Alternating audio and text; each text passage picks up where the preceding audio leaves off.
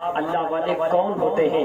جو اللہ والے ہوتے ہیں وہ ان کو اللہ کی طرف سے طاقت دی ہوئی ہوتی ہے۔ قرآن کہتا ہے الا ان اولیاء اللہ لا خوف علیہم ولا هم يحزنون، میرے بندوں کو نہ کوئی خوف ہوتا ہے اور نہ کوئی غم ہوتا ہے۔ جناب اللہ والے، اللہ کے جو ولی ہوتے ہیں، اللہ اپنے ولیوں کو ساری چیزیں عطا فرما کے بھیجتا ہے۔ اللہ اپنے ولیوں کو ساری چیزیں دے کر بھیجتا ہے۔ اگر وہ چاہے تو سونا مٹی بن جائے، مٹی سونا بن جائے، اگر وہ چاہے تو دریا راستہ دے دے۔ یہ اللہ تبارک و تعالیٰ اپنے بندوں کو طاقت دیتا ہے۔ میں یہاں اسٹیج پر حضرت پیر سید یعقوب شاہ رحمۃ اللہ تعالیٰ علیہ کے ذکر کے لیے حاضر ہوا ہوں۔ میرے عزیزم اور خاص حضرت پیر سید الیاس شاہ صاحب قبلہ کی جو باتیں ہیں ان میں سے مختصر باتیں آپ حضرات کے سامنے رکھوں گا۔ آپ جتنی حضرات جتنا وقت سنیں دل سے سنیں اور میری باتوں کو بھی نوٹ کر لیجئے گا۔ جناب میں نے آیت کریمہ پڑھی کہ یا ایھا الذین آمنوا اتقوا اللہ وکونوا مع الصادقین، اے ایمان والو اللہ سے ڈرو اور سچوں کے ساتھ ہو جاؤ۔ اب سچے کون ہیں؟ یہاں ایک سوال پیدا ہوتا ہے کہ سچے ہیں کون؟ جناب سچے حضرت خواجہ معین الدین حسن سنجری ہیں، جناب سچے مجدد الفسانی ہیں، جناب حمید الدین ناگوری سچے ہیں، جتنے بھی اللہ کے ولی ہیں، جتنے بھی اللہ کے نیک بندے ہیں، جناب سچے حضرت پیر سید یعقوب شاہ صاحب ہیں۔ ان کا دامن تھام لو، دنیا میں بھی کامیاب ہو جاؤ گے، آخرت میں بھی کامیاب ہو جاؤ گے۔ جناب والا حضرت پیر سید یعقوب شاہ صاحب قبلہ جب بٹھنڈا کی سرزمین پر تھے، جب بٹھنڈا کی سرزمین پر تشریف لے کے گئے، اپنے مریدوں کو کہہ دیا تھا کہ اے میرے مریدوں یہ میری لاسٹ زیارت کر لو، ہو سکتا ہے میری اس کے بعد زیارت ہو نہ پائے، میری زیارت شاید اس کے بعد نہ ہو پائے۔ اب سنتے آگے سنیے، حضرت نے جب یہ دنیا چھوڑی تھی اس سے پہلے ہی اپنی تاریخ مقرر کر دی تھی کہ میں فلاں دن اس دنیا سے چلا جاؤں گا۔ جناب اللہ والے ایسے ہوا کرتے ہیں اور اپنی جگہ منتخب کر دیتے ہیں کہ مجھے اس جگہ پہ رکھا جائے۔ یہ جگہ جو آپ حضرات کے سامنے موجود ہے، جس حضرت اپنے جم غفیر علماء کا جم غفیر موجود ہے اسٹیج پر، یہ سارے حضرت سے نسبت رکھنے والے ہیں۔ ان میں سے کئی تو حضرت کے مرید بھی ہوں گے۔ جناب حضرت کی یہ وہ زندگی تھی، حضرت نے اپنی ساری زندگی اللہ اور اس کے رسول کو منانے میں گزار دی۔ میرے پاس آج بھی وہ ویڈیو موجود ہے، حضرت کو بوتل لگی ہوئی ہے ہاتھ میں اور حضرت پھر بھی چارپائی کے اوپر وہ نمازیں فرض ادا کر رہے ہیں۔ حضرت پھر بھی نماز پڑھ رہے ہیں چارپائی کے اوپر۔ آپ نے سبحان اللہ بلایا۔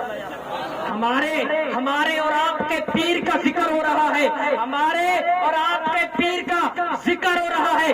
اگر کوئی بھی جملہ اچھا لگے تو بلند آواز سے سبحان اللہ کیجیے گا۔ جناب جب ایک کتا، جب ایک اصحاب کہف کا کتا جب لوگوں کے پاس چلا جاتا ہے اور ان کی رکھوالی کرتا ہے، جب اس کتے کو جنت مل سکتی ہے، ارے جناب ہم کو تو رب نے اشرف المخلوقات بنا کر بھیجا ہے۔ اگر ہم ان سچوں کا دامن تھام لیں دنیا میں بھی کامیاب ہے اور آخرت میں بھی کامیاب ہے، دنیا میں بھی کامیاب ہے، آخرت میں بھی کامیاب ہے۔ اسی لیے رب نے فرمایا قرآن مجید میں کہ اے ایمان والو اللہ سے ڈرو اور سچوں کے ساتھ ہو جاؤ۔ جناب حضرت غوث پاک کا مختصر سا واقعہ آپ حضرات کے سامنے رکھتا ہوں۔ حضرات غوث پاک کا وہ بچپن کا واقعہ ہے، ماں نے بھیج دیا، حضرت نے کہا میں پڑھنے کے لیے جا رہا ہوں۔ حضرت جب پڑھنے کے لیے حضور غوث پاک جاتے ہیں، ماں نے 40 دینار اشرفی کی تھیلی دی اور پوستین کے نیچے سل دی، کہا بیٹا زندگی میں کوئی بھی رکاوٹ آ جائے کبھی جھوٹ مت بولنا، بیٹا کبھی جھوٹ مت بولنا۔ حضرت غوث پاک وہاں سے چلتے ہیں، آگے ڈاکوؤں نے گھیر لیا، ایک قافلے کے ساتھ گئے، ڈاکوؤں نے وہاں جا کے گھیر لیا اور ساروں کا مال لوٹ لیا۔ لوٹنے کے بعد غوث پاک کے پاس آتے ہیں، کہتے ہیں بچے تیرے پاس کیا ہے؟ حضرت نے کہا میرے پاس 40 دینار ہے، اشرفی کی تھیلی میری پوستین کے اندر سلی ہوئی ہے۔ کہا اچھا، کہا بچہ مذاق کر رہا ہوگا۔ اسی طرح 40 ڈاکو ایک کے بعد دیگر تشریف لاتے رہے، حضرت کا یہی جواب تھا۔